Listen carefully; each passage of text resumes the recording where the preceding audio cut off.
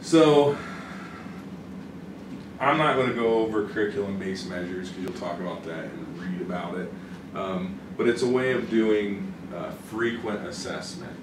A big issue in education is that it's not that we don't do assessment, we just don't always do assessment that's very useful. And oftentimes we do assessments that are called, what we refer to as high stakes assessment, meaning we assess kids one time a year and make really big decisions about kids and schools and teachers based on that assessment once a year. So the idea behind this type of measure is that you're able to do it frequently, right? That's a major component of it. Also, it informs if it's sensitive to change. So if you're doing an intervention with a student and their assessment data goes up, that's telling you that your intervention is effective. If their what's called the trend line does not go up, stays flat, or goes down, you can be pretty confident that your intervention really isn't working. So just based on that little bit of information, you should be able to see and think through the benefits of this approach to assessment.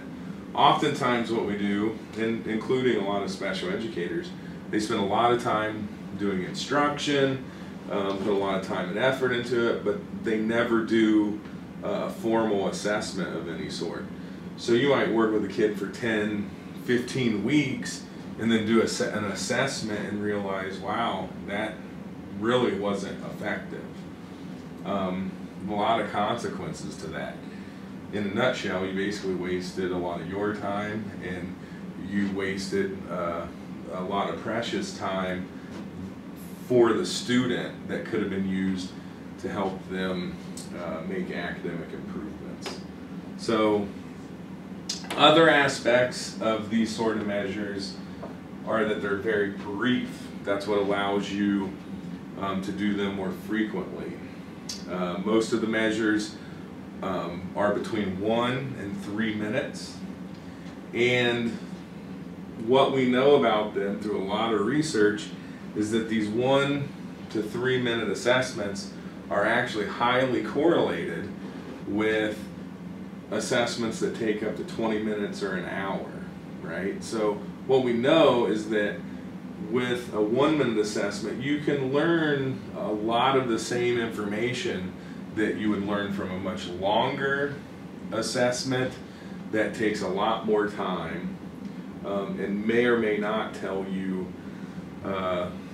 much more information.